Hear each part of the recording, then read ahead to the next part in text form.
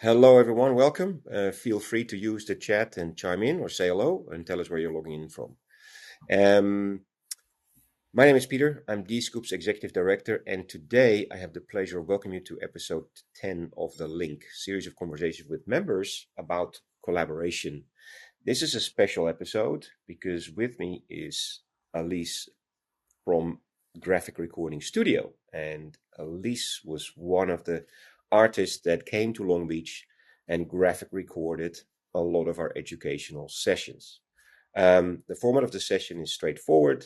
You can ask your questions, you can type them in the chat, and the recording will be made available right after the session. So, with that, I would like to welcome to the session Alece. Alece, welcome. Thank you for joining us. Good Hi, morning. thank you. Good morning. Just for reference, where are you connecting from today, Alece?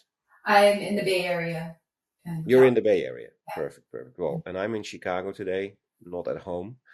Um, Alece, something that was really inspiring for us and for many attendees is to see the graphic recordings of the sessions that were happening in Long Beach. But before we get there, um, you know, tell us a little bit about how did you get started in visual storytelling? Sure. I had been working in advertising. I have a degree in advertising design, which is why I was excited to come to D-Scoop because it's like I understand printing. It's like sometimes I do a job and it's like I look at an agenda and I go, uh-oh, I don't know anything about this subject, but I knew the subject matter, so that was fun. And so I'd been working in advertising and then took a sabbatical and did worked on a children's book for a while. And in that period of time, I was thinking I didn't really want to go back into advertising. So I was at a meeting and I saw someone graphic recording. They were up there on the wall. And somebody said, the speaker said something about, and under our umbrella is one, two, three things. And this person drew a little umbrella and then wrote the three things. And I was like, oh, that was amazing. So I thought I could do that. That would be so fun to be able to, travel, learn new things, go to different meetings, use my drawing skills. And it just happened. I was living in Denver at the time. It just happened that I looked into it and there was someone teaching a weekend workshop and I took it and just sparked to it and just started doing it.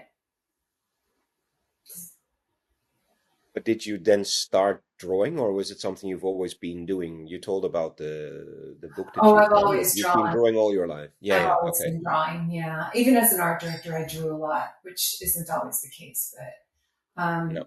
yeah, I was always Hmm. able to draw. But I had to teach myself to draw in a whole different way when I started graphic recording because I was doing illustration work that was commercial. Um, Hmm. and so, you draw and you redraw and you redraw until you get it just the way you like it. And when you're up there working live, there's no redrawing and there's no sketching first, really. Sometimes I pull out a pencil and I'll sketch something quickly, but I had to teach myself how to draw people completely differently than I did Yeah. before, just breaking it down into simple shapes. So, yeah. How did you make that switch from, as you said, right, commercial drawing versus drawing? It's I just how is that practiced. to unlearn almost? Yeah, I practiced a lot. I actually I started studying comics and cartoons. Okay. Um, I've had a how-to book. Like I just got into a learner's mindset, like a beginner's mindset, and thought I got to learn how to draw all over again. And I had a book on just simple cartoon drawings. And then I practiced a lot. I put big sheets of paper on the wall, and I would like draw as fast as I could. I just started practicing icons and stuff like that. I don't draw a lot of icons anymore because I've done this for 15 years now. But when I started, I learned like a set of icons that I could do quickly, um, which, is still helpful because it's still a picture grounding some words, but I prefer to really just draw what I'm hearing now. I have gotten so much practice drawing that, Yeah. um, yeah, Yeah. that It's makes almost sense. like you have a big library of not drawings, but things you can draw in your mental storage, and you can almost pull it out. Yes, I can. I do have that. I can rely on for backup, but now I try not to use those. I try to draw specific things that people are talking about. Yeah. I'll follow up with another question about this a little later. That something that popped up, but um, what we noticed when we decided we wanted to have graphic recordings at our event, we had to explain it to people what it because people didn't really know about it. Some did, but the majority did not. So how do you explain to others what it is? And also then maybe a follow-up question for that is also what type of so this was a live graphic recording you did of someone presenting a session or a panel, but you also use it in different ways. So maybe start there. How do you explain it? And then what type of ways do you actually use it as part of your business? hmm So, how do I explain it to someone who's never seen it before? Yep. Um, I start by saying, you know how when you go to a big meeting and you spend like all day taking in new content and you're listening and you leave the day and you go, wow, that was amazing. But you might remember two or three things. And you might have your own notes, but do you ever really look back at them? Most people don't, or if they do, they don't share them. So what I do is I come in and I have these big murals on the wall, and graphic recording is three things. It's listening, synthesizing, and drawing. So I'm doing those three things as there, whether it's a plenary, an open discussion, a keynote address, I'm listening, synthesizing, and drawing in real time so that at the end of that session, there's this visual story of what was said. And then we give you a digital copy of it so you could then share it with people who weren't there, who maybe didn't hear it. Then you will want to go back and look at that. Whereas you might not go back and look at your own notes, or if there's a note taker in the room and they send you a white paper, you're probably not going to read it. If people send you the slides, you're probably not going to open them, but you're going to open that one page that has lots of pictures on it and all the big themes and review that. So I think it's super helpful to have it afterwards as much as it is during. Yeah. And in our case, you graphic recorded like a presentation. What are other types of formats that it can be used, or how you were actually um, like how you help organizations or events in different ways? Like, I mean, for in our case, as I said, in our case, it was like live sessions. But what are the other ways of our applications that you see yourself and your clients use it? Mm-hmm. Yeah, in your case, it was live visual note taking, basically. It was just live graphic recording of multiple sessions. Sometimes I often do knowledge walls for clients, which is posting a prompt question. Hmm. And then I just did this for the natural hazards conference 2 weeks ago in Boulder. We do it every year where I capture the plenaries in the morning, like two of them, and then in the afternoon, people are answering a prompt question, like what do you see in our industry over the next 50 years?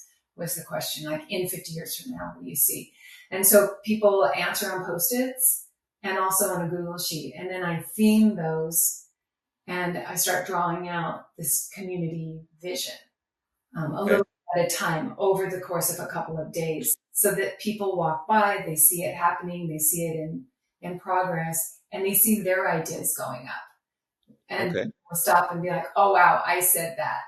And And on the wall. Hmm. so then it becomes this community vision. But that takes time to do. It's not just a Yeah. live 1 hour thing. Yeah. I, Yeah. Yeah. I also do a fair amount of digital storytelling work where it's I call them story maps. Hmm. Um, I just did one for a major fashion brand who wanted to is going through a transformation, and they wanted to communicate internally what that transformation is, and Hmm. they have over 2,000 employees. So how to say that, Yeah. you say it in a picture. So that's a Yeah, fun way. pictures are very powerful in that case, that it's Why do you think that it's so powerful? I mean, what makes it that you can get the essence out of a drawing with objects and different things, that it tells a story in a different way than just, let's say, going through your written notes? Well, there's statistics about this, and I don't want to quote them because I might be wrong with the numbers, but humans remember what they see many times more than they remember what they hear. So Mm. if you see Yeah, a picture, you remember it. So what the graphic recording does is we use words and pictures, but the picture is what you mostly remember. So yeah, yeah. if somebody's delivering a lot of content, and I love it when people give me a metaphor because that really helps too, because Yeah. metaphors even go another step further in terms of being able to remember. Mhm. But if you ground that thought with a picture, you'll look at that picture and your brain will fill in the rest of what you heard Yeah, rather than just writing down a sentence. yeah. And then for you to draw the actual picture, is that then indeed triggered by like how you synthesize, or is it a word that maybe, like you mentioned, the umbrella thing that, someone mentions the word and that sort of becomes the object that you would, the drawing you would draw that concept around? Yes, sometimes I put the words down first. If somebody Mhm. says something really meaningful and I want to make sure I don't forget it, I'll write the phrase down first and then I'll come back and do a picture. But often the way I listen, and I think it's a little different for every graphic recorder, but for me, because my background and my strength is more in the illustration, I think, Mhm. when I'm listening, I'll usually get a picture. Um, and I'll ground the content in that.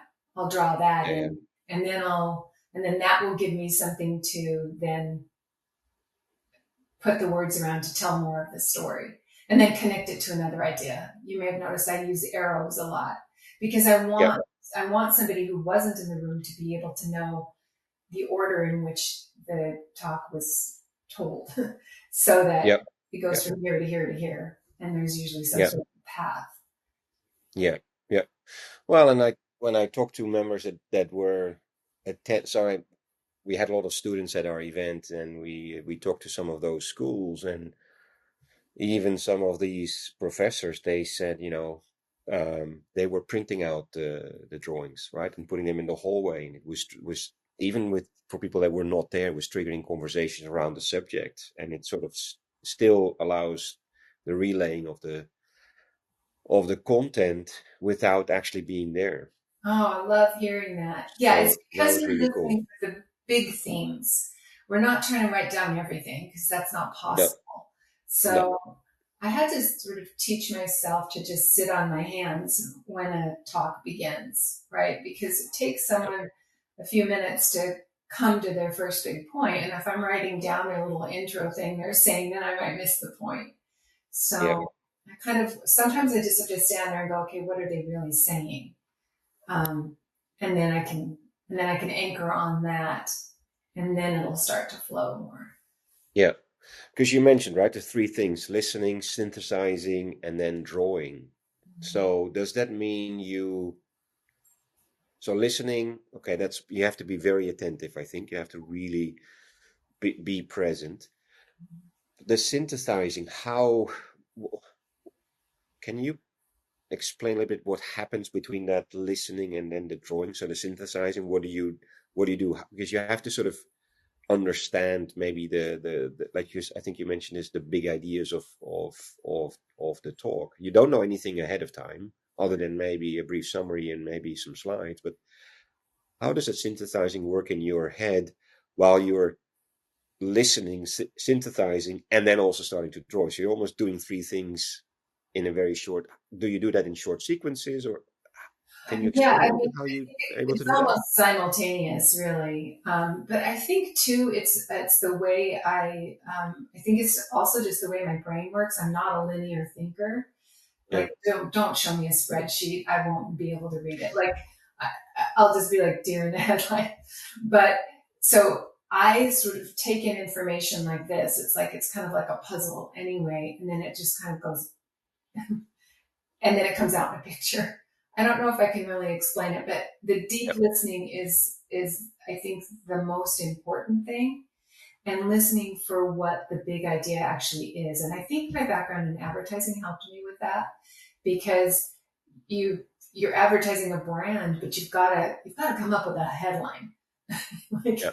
in one Yeah. headline, what are we actually saying about this whole thing? A headline and a picture. So I think those words and pictures working together is something that I did for 20 years before I came to this field. So I think that helped me a lot. But the synthesis in real time, I think, is about just learning how to listen for the big idea and not get caught up in the small details in terms of trying to write everything down. And Hmm. listening for the big idea, it helps a lot when there's a good speaker. Yeah. You know, if someone is, if it's an internal meeting and people are sharing slides and standing there reading their slides in a monotone, that's hard. That's hard to figure out what the big idea is. But a really good speaker, you know, they'll have a rhythm and they'll repeat things that are important that they want you to remember. And that makes Yeah. my job a lot easier. Yeah. Yeah. Yeah. And does it also mean you practice? You continue to practice a lot? So let's say at our event, you were there for 2 days. It was obviously very intense. I'm assuming your brain needs a bit of a break at some point after that, or do you also continue in your when you're not professionally recording or drawing?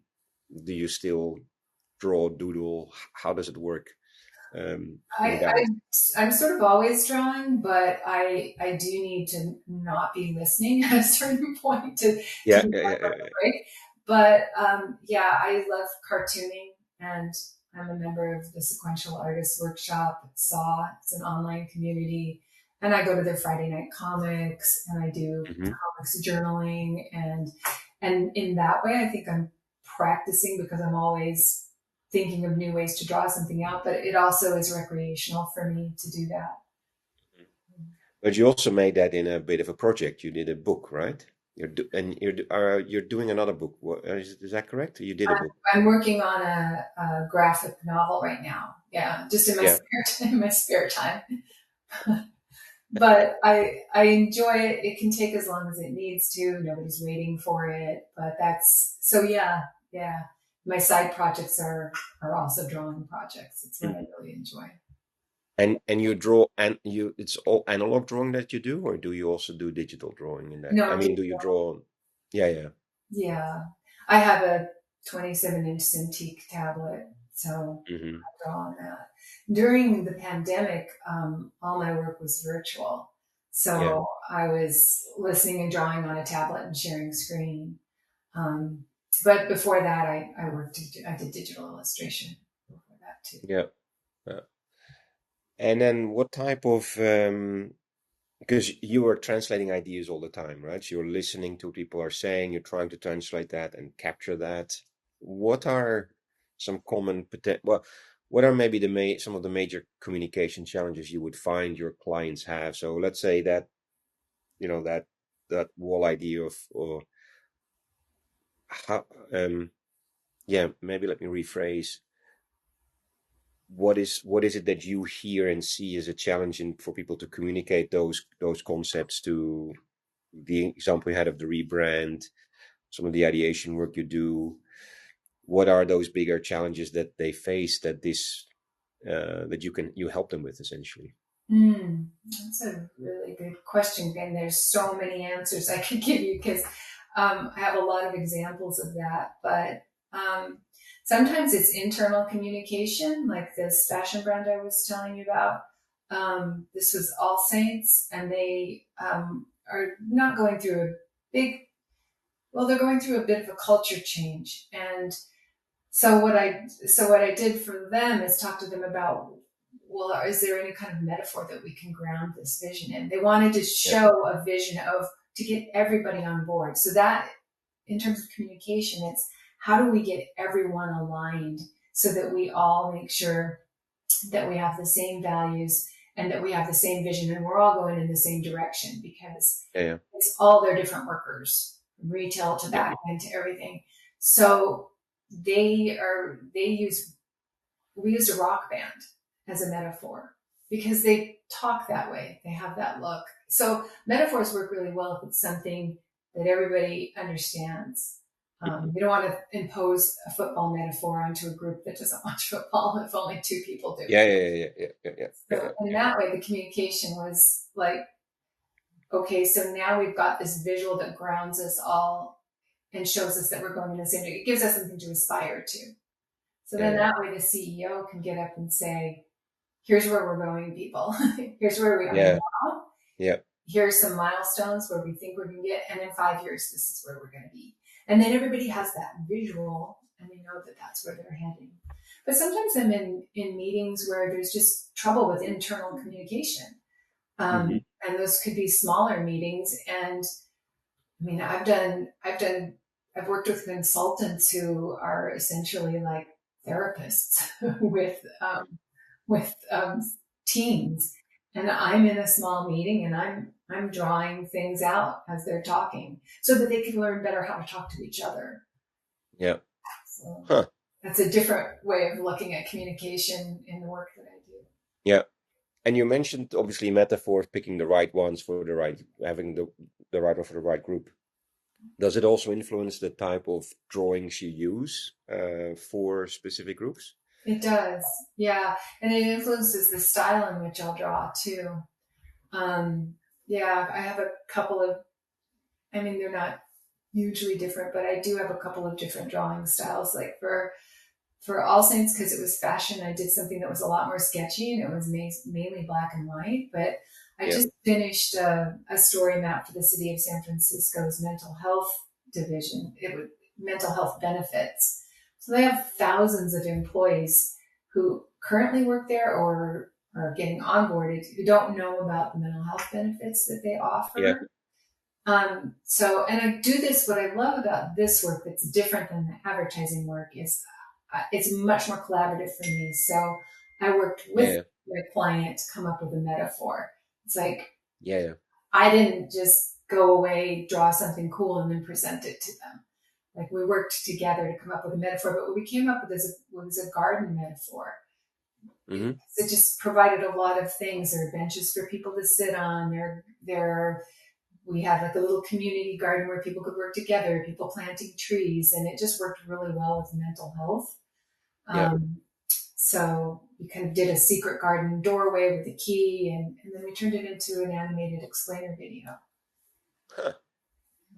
Okay, so you also, how does that work then with explainer videos? It's also all drawing, and then you use that as to tell the story essentially. Yeah, yeah, those are really fun. So that then I'm working on a little bit more of a team. I have a script writer.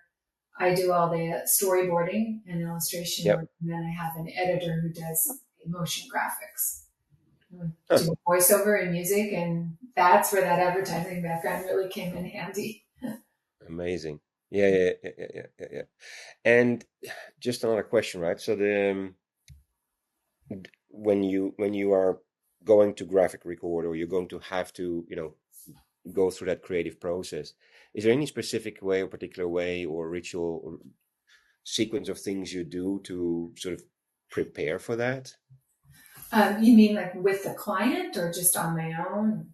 Um, let's say with the client. Yeah, I think I like to start with an agenda review meeting with the client and go through the agenda piece by piece so that I understand, first of all, what's the objective of your event, of your meeting, and then what's the objective of the graphic recording? What would success look like for you at the end of your conference? What would success look like for the graphic recording at the end of your conference? Like, how are you going to use it during? How are you going to use it after? So I want to know all those things going in. And then I do look at the individual sessions. I'll look up the speakers, see who's talking, see, so that I'll look up acronyms. I want to make sure I know those things so that I have a working idea of what's happening in terms of language in the room. And I'll do some things if I think that there's going to be specific things being talked about that I haven't maybe drawn before. I'll do some sketches in advance. And Okay. sometimes Yeah. as a little hack for myself, I'll draw some things out and I'll put them on the floor. And that Ah, okay. that way I'll be like, oh, okay, they're, because maybe, I mean, I did a krill conference recently. I had to draw shrimp a lot of different ways.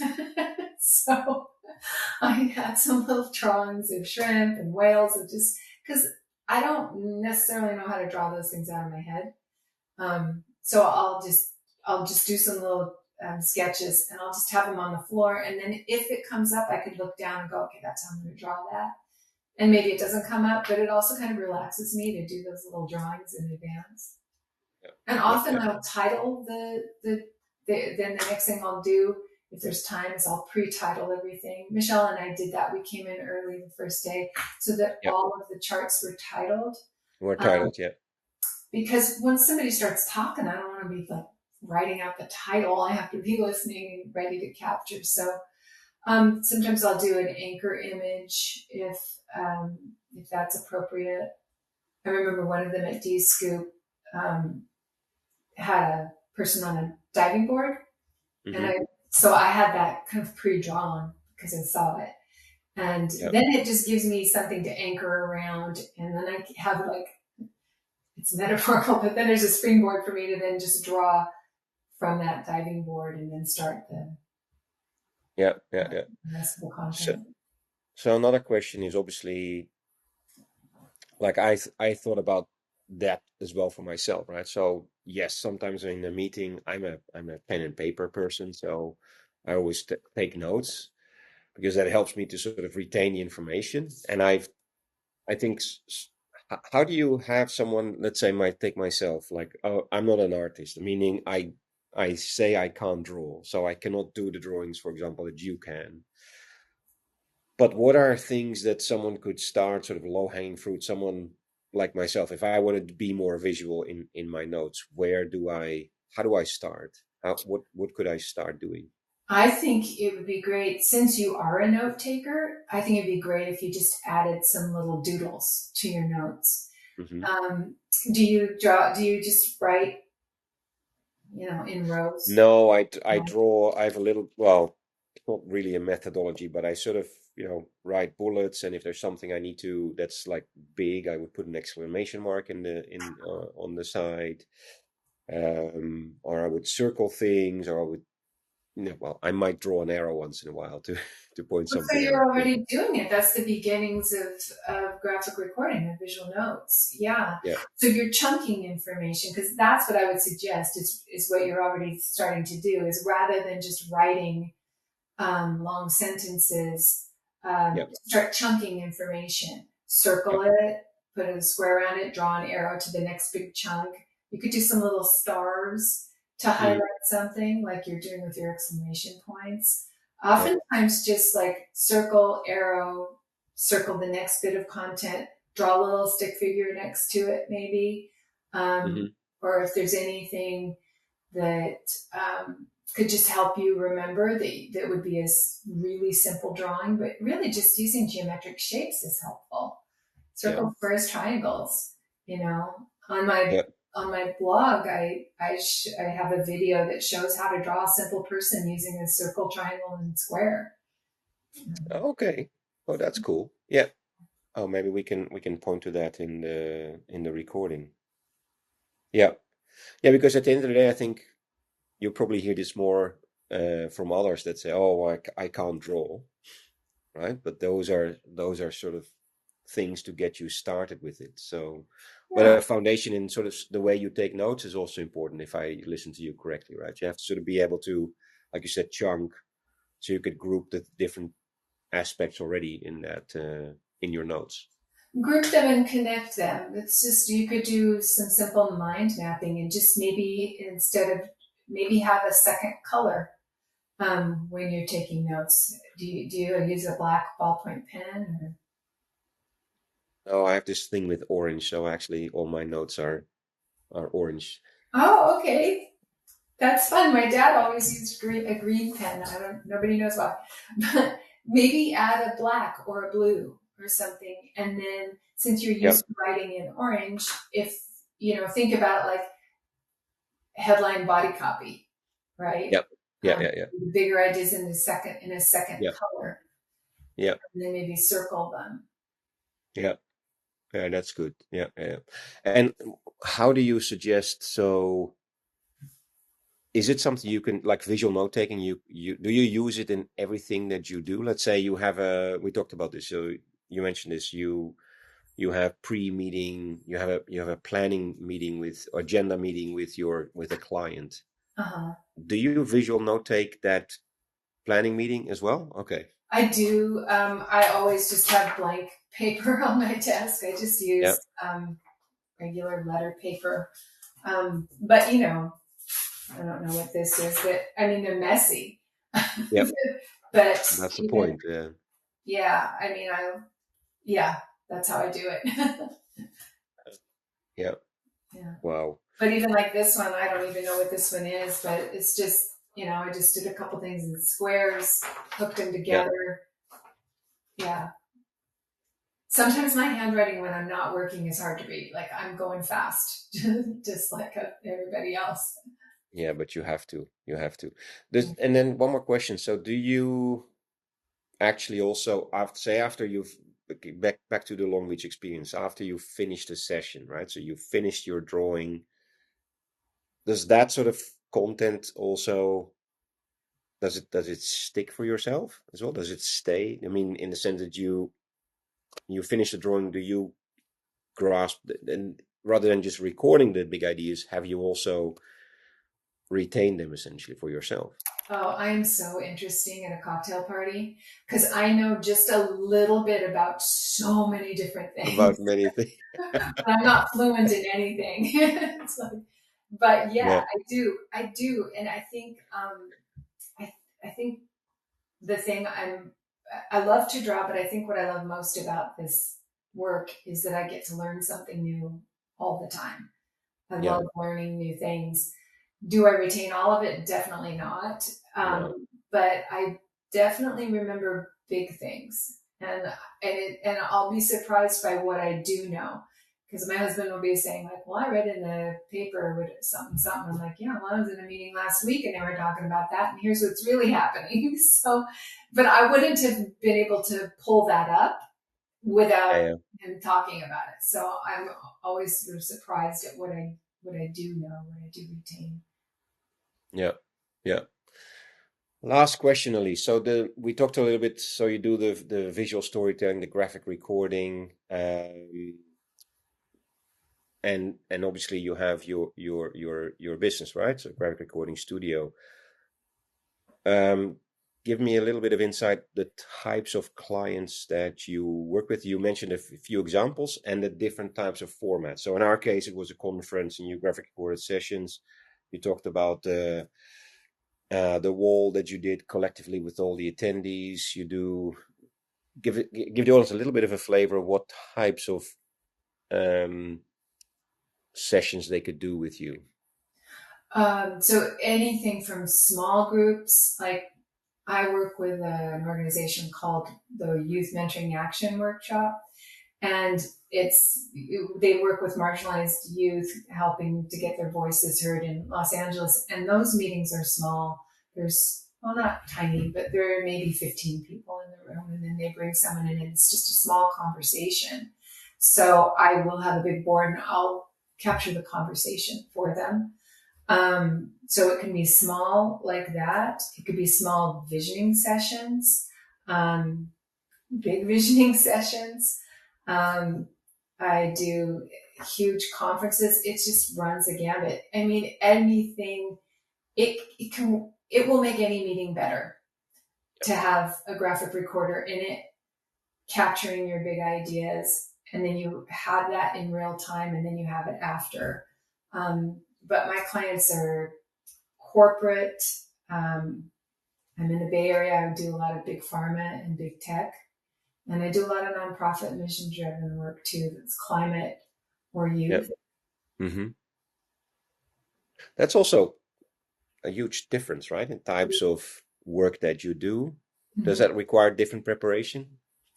The preparation, no, it's the same. I'm still doing the same job. Yeah. Yeah. Yeah.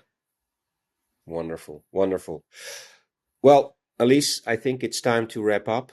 I would say thank you so much for sharing those insights and encouraging me, among others, to use more drawings in our daily work. Um, the recordings, all your graphic recordings, your team graphic recordings are on our website, so we'll be happy to share those. I will look up, took a note of looking up that video that you mentioned that's on your website of explaining how to draw shapes and formats and people. So see if that can inspire us to be more visual and graphic in the work that we do. Yeah, Um, it's just called How to Draw Simple People. how to draw simple people. Okay, I think that's a great. Again, you have a background in advertising, so I think that that definitely works. Just say what it is. Yeah. Yeah. Okay. And Well, you with know, that, you can, Elise. Yep. oh, I was just gonna Go say, ahead. you can Sorry. reach out to me on LinkedIn if you have more questions. I'm happy to, you know, I'm always happy to share tips. So Wonderful, wonderful. No, I've really enjoyed the conversation. I learned a lot. I learned a lot already in Long Beach. So, Elise, with this, thank you so much for sharing. Thank you so much for the conversation. Look forward to seeing more of your work within the D-Scoop community. We have the dates already for Colorado next year. I think we have it on our calendar. So you can take your camper van and come up to or come down to Colorado, I think, depending on your perspective. The session is available on our platform, and stay tuned for more conversations on the Discord platform around anything collaboration wise. And with that, again, Elise, thank you so much for the conversation and look forward to following you and your work. Thank you thank so much. you. Yeah, thank you.